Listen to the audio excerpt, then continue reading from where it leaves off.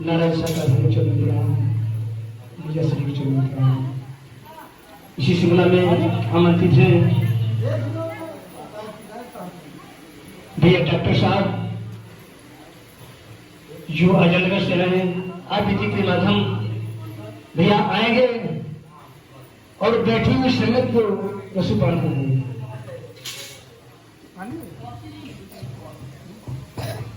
प्रेम से बोलना, प्रभु जी को प्रणाम, भैया को प्रणाम। ऐसा है कि जब शुरू में परमात्मा को हम भी नहीं जानते थे, तो किसी के माध्यम से जानकारी हुई, फिर उनके नाम का, सत्संग का स्मरण होता रहा, धीरे धीरे इससे जुड़े, फिर धीरे धीरे बढ़ते गए। तो आज ये स्थिति है, कहीं पर भी कोई दिक्कत आने वाली होती है तो परमात्मा उसको पहले ही अवगत कराते हैं, उससे बचा लेते हैं। कैसे बचा लेते हैं अभी सुनिए। अभी हम आपके सामने खड़े हैं, रिपोर्ट हमारी गाड़ी में पड़ी है। हम गए लैब में, तो मैंने कहा भैया जांच कर लो, हम साल में एक बार ब्लड की जांच करवाते हैं, पूरी खून की जांच कराते हैं। तो जांच हुई, उसमें LFT में आया कि आपका प्लेटलेट बहुत कम है, 58,000 आ गया। 1.5 लाख से कम नहीं होना चाहिए, 4 लाख से। तो जब हम रिपोर्ट लेने गए तो कहे आप बीमार हो, हमने कहा नहीं बीमार है। क्या आपके बुखार आ रहा, हमने कहा नहीं बुखार आ रहा। तो उसने फिर कैसे, फिर 2 बार उसने लगा के चेक किया, परंतु हमारा 58,000 ही आया। डॉक्टर के पास गए, डॉक्टर ने कहा बीमार हो, मान नहीं सकते, नहीं बीमार, न बुखार है, न खांसी है, न जुकाम। तो उन्होंने कहा भाई फिर दूसरी लैब के लिए भी जांच कराओ वहां से। वहां भी मैंने जांच कराई, वहां भी उतनी प्लेटलेट काउंट हुआ।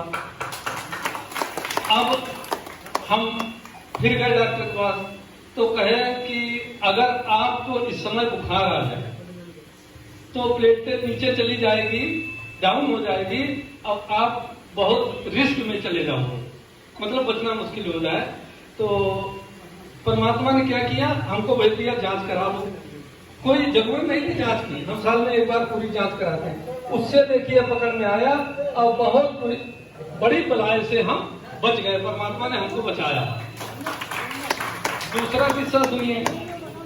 हम हरदोई के रहने वाले हैं, तो वहाँ हमारे 2 भाई रहते हैं घर पे। तो उनसे एक झगड़ा हो गया बगल में, तो मारपीट हुई और तमाम फौजदारी की बातें हुई। तो हमको उसने फोन किया 8 बजे, कहे सवेरे आ जाओ। तो मैंने भाई हमका सवेरे आते हैं, अचानक हमका यहाँ केस है, दुनियादारी है, तो पहले देखा जाए। भाई ड्राइवर को फोन किया, हमने कहा आ जाओ भैया सवेरे चलना है। तो भाई ठीक है चलते हैं। फिर हमें किसी कारण ग्राम प्रधान का फोन आया कि आप क्या चाहते हो। हमने कहा इसमें मुकदमा लिखाएंगे और मानेंगे नहीं हम। फिर दूसरे का तीसरे का फोन आता रहा, 2-3 बार फोन आए। हमने कहा कुछ नहीं, समझौता नहीं होगा। रात में अब यहाँ से हम जाते, देखिए कितनी बड़ी समस्या थी। यहाँ से हरदोई जाना, वहां से फिर थाने जाना, सीओ से मिलना, एसपी से मिलना। एसएसपी का ऑफिस है करीब 60 किलोमीटर। तो हम इतना परेशान होते, इतना समय लगता, हमारा पैसे की बर्बादी होती। हमारी छोटी भौजाई ने, जिनका झगड़ा था, उसने हमारी वाइफ को रात में 11 बजे, रात 11:30 बजे फोन किया और हम सुन रहे हैं, कह रही है कि इन्होंने तो हमारा जीवन बर्बाद कर दिया, हमको बर्बाद कर दिया, देखा ही नहीं, अब बताओ रिपोर्ट कर रहे हैं, मुख्यमंत्री तक को फोन कर दिया, अब रिपोर्ट लिखी जाएगी और जेल चले जाएंगे, ये होगा वो होगा, इन्होंने हमारा मतलब जीवन ही बर्बाद कर दिया। अब कुछ सोचा समझा नहीं। और जो हम परिवार को इतना चाहते थे, अपने बच्चों से ज्यादा उनके बच्चों को चाहते थे, पैसा कभी देखा नहीं कितना खर्च, कितना सब कुछ करते हुए उस औरत ने इतना इतना हमारे खिलाफ बोला। अब बाद में वाइफ से क्या कहती है, कहती ददुआ को न बताना, तो कहीं वो तो सुन रहे हैं बगल में। उस दिन से आज का दिन है, 7 करीब महीने हो गए हैं, हिम्मत नहीं है उसकी और उसके आदमी को हमसे फोन करने की। मैंने तुरंत कैंसिल किया और नहीं गए तो परमात्मा वहां जाते झगड़ा फिर हो सकता था, है कि नहीं, फौजदारी हो सकती थी। तो उस औरत को मैंने अपना गुरु माना। उसको एक शब्द उसने हमारे खिलाफ इतना बोला, हमें तो एक शब्द उसके खिलाफ नहीं निकला और उसको जो है धन्यवाद दिया, मैंने अपना गुरु बना लिया। किसने हमें इतनी बड़ी बलाई से बचा लिया और 10-20 हजार रुपए हमारे खर्च होते तो वो उससे बचा लिया। तो परमात्मा बहुत बुरी बलाई से इस तरह बचाते। एक दिन की बात सुनिए, ये विजय भैया बैठे हैं, हम चुन्नीगंज में बैठे थे, तो एक का फोन आया, तो कहता है कि हमें कुत्ते की वैक्सीन लगवानी है। तो मैंने कहा भैया लगवा लो। तो कहा कितना पैसा लगेगा? हम कहा 1000 रुपए लगेगा। तो कहे नगर निगम में हम काम करते हैं। तो कहे तो क्या हो गया, नगर निगम में काम करते हो, हमको धमकी दे रहे हो क्या, हम डॉक्टर हैं? तो कहता नहीं, फिर बात करता रहा, फिर कहता हम नगर निगम में हैं।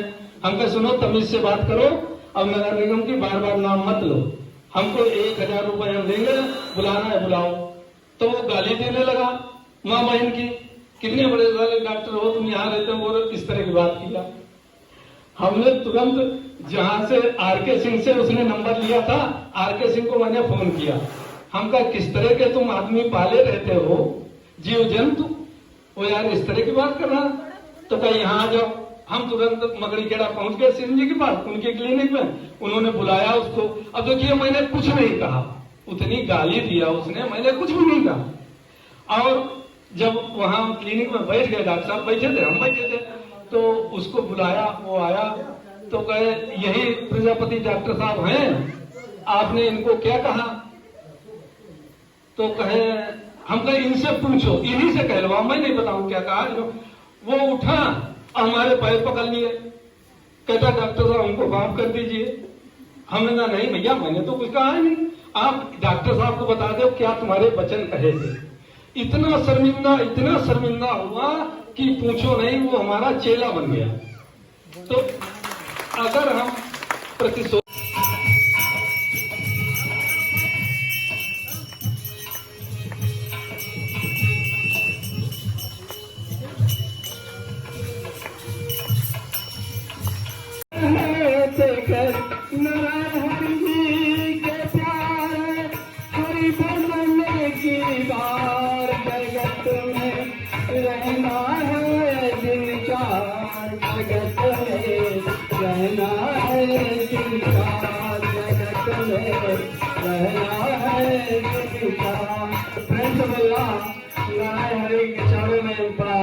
भैया जी के चरणों में प्रणाम।